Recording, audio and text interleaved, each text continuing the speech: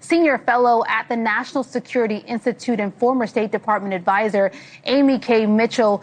The president there, I don't know if you caught some of his remarks, he was briefly touching on hoping to help with peace when it comes to the war between Russia and Ukraine.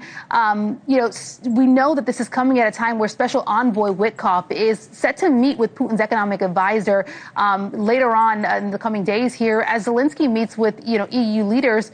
What do you think the U.S.'s effort right now is going to be and how successful it will be to try and bring peace to this war that's been years long? Well, Alicia, thank you for having me on. Ukraine has proven to be a thorn in the president's side. Obviously, he wanted a deal when he began his administration back in January. We've had multiple White House meetings with President Zelensky. We've also had a lot of conversation with Putin and his team, and it's really yielded no results to this point. So the president is anxious to make a deal. He wants peace. He wants the killing to stop.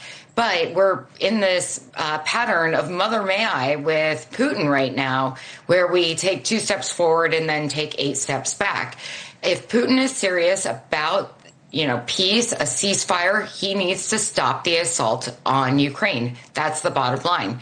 President Zelensky obviously is within his right to continue to push for a valid and secure ceasefire and to protect his own people, quite frankly.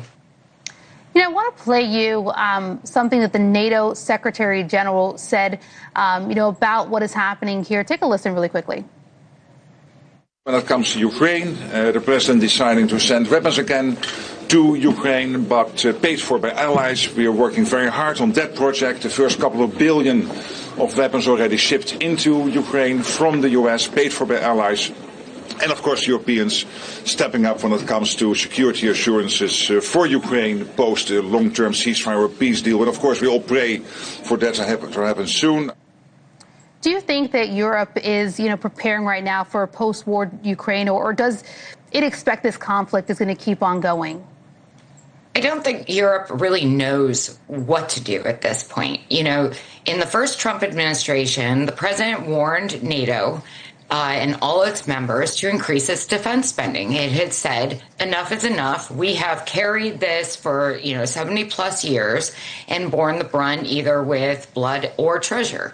And, they've had 8 years since that point to prepare for a scenario exactly like what we're seeing play out in Russia and Ukraine right now. And so, I agree that the NATO Secretary General, with what he says, that they are making an effort, but we just continue to see these meetings where all the European leaders fly from one capital to another to discuss this issue. It's an emergency every time. They've done it 5 or 6 times, already this year. And I think it's time for them to actually step forward. And, I think the president would like to see a plan. I think Americans would like to see a plan. What is Europe actually going to commit to end this war? How will it secure Ukraine's borders so it doesn't spread over Ukraine into Poland or one of the other neighboring countries? These are serious questions. They've had 8 months to prepare for. They should have an answer at this point. Yeah, this is a war that has lingered on for 3 years, and we still have these questions. And while there's hope that it ends, it doesn't seem like that is within sight at this current stage, although the U.S. trying to do its part to get us there. Former State Department advisor Amy K. Mitchell, thank you for joining us. Thank you very much. All right, we'll be right back.